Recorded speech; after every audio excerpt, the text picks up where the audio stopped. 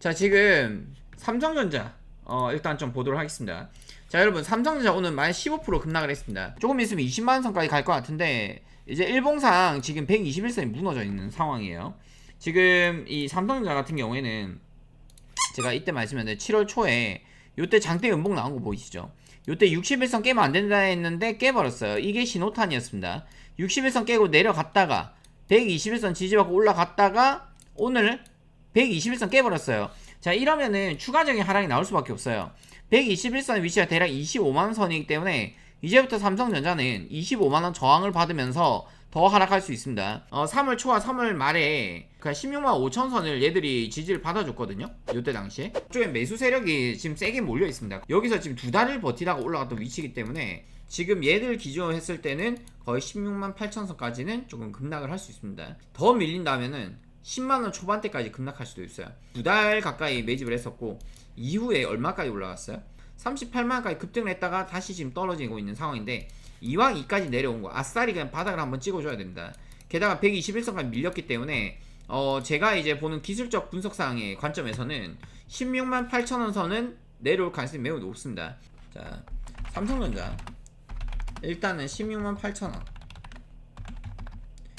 그 다음 위치는 16만원 선까지 일단 볼게요. 얘들은 이 하락은요 지금 최근에 너무 많이 올라왔기 때문에 그 일단 차익 실현 매물이 나오는 이유가 가장 큽니다. 무엇보다도. 그리고 이렇게 한번 눌러줘야 차라리 올라갈 때 더 과감하게 그 앞전 고점을 뚫어버릴 가능성이 높아요. 제가 봤을 때는 연말 랠리가 결국에 나올 겁니다. 8월달까지는 휴가철이고 하니까 조정 장세를 주다가 9월 정도부터는 본격적인 반등이 나올 수 있을 것으로 좀 예상을 합니다. 일단 삼성전자 같은 경우에는 이제 H밴, 파운드리, 그 다음에 메모리 업황 회복 이 여전히 현재 진행 중인 상황이고, 다만 이제 나스닥이 이렇게 급락을 하고 반도체주들이 전반적으로 다 하락하면은 대세가 하락이기 때문에 따라서 하락할 수밖에 없는 구조예요.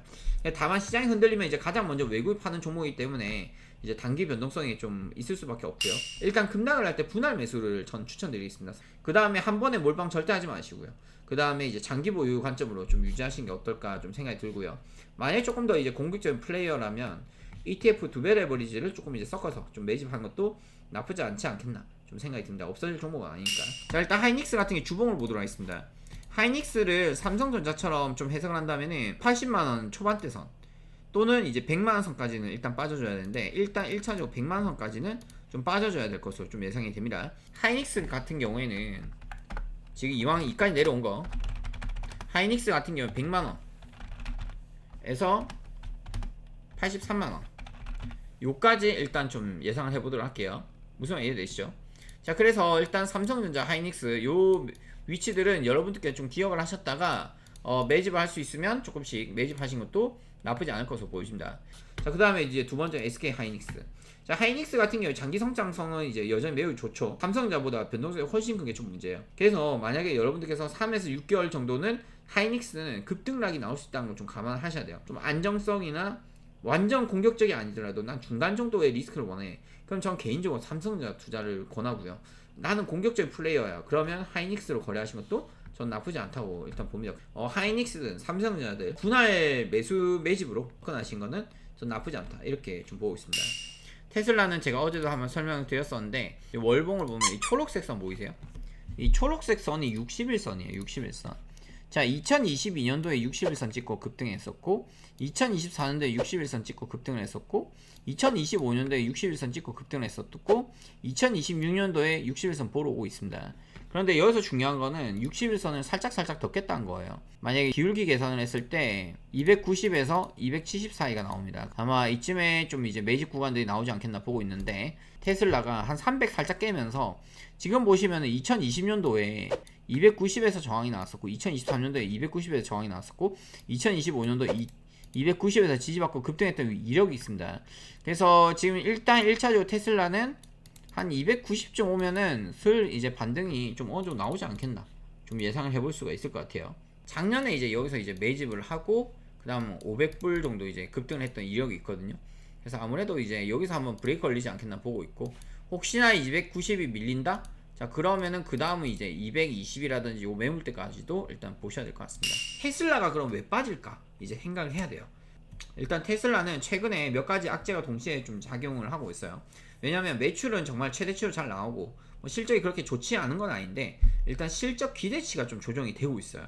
마진 압박이 좀 생기고 있죠. 왜냐면 투자 설비를 늘리고 있다 보니까. 그리고 자율주행 기대감이 좀 둔화가 되고 있고, 이제 테슬라가 너무 주가가 많이 올랐다 해서 높은 밸류에이션 이제 부담이 좀 있는 상황입니다. 그리고 이제 스페이스 X 때문에 사실 테슬라가 지금 또 악재를 좀 받고 있는 상황도 좀 있어요. 물론 장기적으로 봤을 때는 스페이스 X와 테슬라가 잘 될 가능성이 높은데 현재 이 시점에서는 순이익이 너무 줄어들었다 이거야. 최대 매출이 나오긴 했습니다만 투자 설비를 늘리다 보니까 주당 순이익이 너무 많이 줄어들었어요. 예상치 하회가 나오다 보니까 테슬라에 대한 주주들의 기대감이 확 떨어진 거예요. 지금 테슬라 잠깐 볼게요. 테슬라 지금 좀 어지간히 지금 고점 대비 좀 하락을 하고 있는 상황인데, 일단 테슬라는 앞으로도 변동성이 가장 큰 종목 중에 하나가 될 가능성이 상당히 높습니다. 긍정적인 요인을 좀 말씀드린다 하면은, 일단 제가 분석했을 때 첫 번째로 FSD 이제 자율주행이죠. 자율주행 기능이 일단은 독보적입니다. 워낙 좋아요. 그다음 두 번째 로보택시 사업을 이제 추진할 가능성이 높습니다. 지금 이미 미국에서는 이제 로보택시 지금 테스트가 진행이 된 상황이고요. AI 기술력이 테슬라가 워낙 월등하게 가지고 있고요. 네 번째로 이제 에너지 사업이 있습니다. 부정적 요인이 있는데 일단은 전기차 판매가 이제 둔화가 살짝 되고 있는 상황이거든요. 그다음 두 번째로 이제 경쟁이 심화되고 있습니다. 아무래도 중국이 최고의 경쟁자라고 보시면 될 것 같습니다. 그리고 실적 변동이 너무 커요.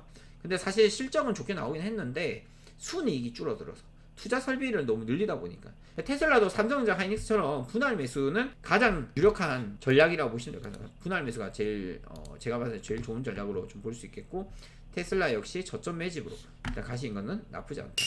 자, 일단 시장은 단순히 이제 삼성전자가 빠져서가 아니라 글로벌 위험자가 회피가 이제 동시에 계속 발생이 되고 있는 상황입니다, 여러분. 일단 한국 반도체주가 가장 큰 충격을 받은 하루였고, 왜 이렇게 지금 급락을 하고 있을까요, 여러분? 일단 첫 번째로 미국 반도체주가 급락을 하고 있는 직접적인 원인이 큽니다. 네, 미국에서 이제 AI 반도체 관련 종목들이 현재로서는 크게 흔들리고 있습니다. 매도세가 워낙 세게 나오고 있는데, 일단 필라델피아 반도체 지수가 약세를 현재 보여주고 있거든요. 그 영향이 이제 그대로 우리나라에도 영향을 주고 있는 상태고, 일단 우리나라 같은 경우에 삼성전자, 하이닉스, 한미반도체, 그 다음 HBM 관련주들이 전반적으로 외국인 매도의 중심이 되고 있는 상황이라고 보시면 될 것 같습니다. 특히 삼성전자, 하이닉스.